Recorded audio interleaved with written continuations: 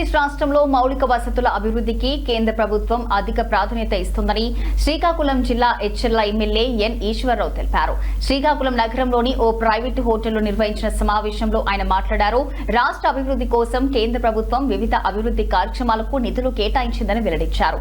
అమరావతి అభివృద్ధికి ఇక 1,128.91 కోట్లు, రాజధాని ప్రాంత పట్టణ అభివృద్ధికి 432.09 కోట్లు, గ్రామీణ రహదారుల అభివృద్ధికి 500.99 కోట్లు కేటాయించినట్లు తెలిపారు. అలాగే తాగునీరు, మురుగునీటి నిర్వహణ కోసం 800 కోట్లు, రోడ్లు, వంతెనల పునరుద్ధరణ పనుల కోసం అదనంగా 350 కోట్లు మంజూరు చేసినట్లు పేర్కొన్నారు.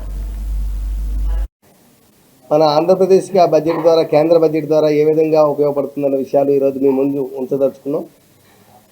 ప్రపంచవ్యాప్తంగా మీ అందరికీ తెలుసు, ప్రపంచవ్యాప్తంగా కొంత ఆర్థిక అనిశ్చిత కానివ్వండి, యుద్ధ వాతావరణాలు కానివ్వండి, వాణిజ్య ఒడిదుడుకులు కానివ్వండి జరుగుతున్నటువంటి సమయంలో మన కేంద్ర ఆర్థిక మంత్రి నిర్మలా సీతారామన్ గారు ఈ బడ్జెట్ని దేశ ఆర్థిక వ్యవస్థని, మన భారతదేశ ఆర్థిక వ్యవస్థని స్థిరంగా ఉంచాలని ఉద్దేశంతో ఒక ప్రణాళికాబద్ధంగా భవిష్యత్ అవసరాలకు అనుగుణంగా సంస్కరణలు, పెట్టుబడులు చేస్తూ అదే సమయంలో ఉపాధి అవకాశాలను కూడా పెంచే విధంగా ఒక పూర్తి స్థాయి ప్రగతిశీల బడ్జెట్ని ప్రవేశపెట్టారని చెప్పవచ్చు.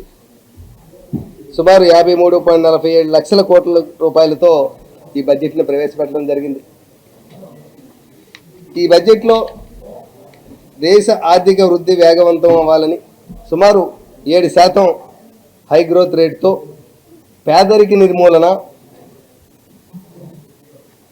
ఫిజికల్ డెఫిసిట్ని తగ్గిస్తూ ఉత్పాదకత పెంపు, యువతకి ఉపాధి కల్పించాలని, రైతుల ఆదాయ వృద్ధి చేయాలని, మహిళల్ని ఆధ్వర్యంలో ఆర్థికాభివృద్ధి సాధించాలని, దేశవ్యాప్తంగా మౌలిక వసతుల్ని పెంపొందించాలని, వాటి మీద భారీ పెట్టుబడులు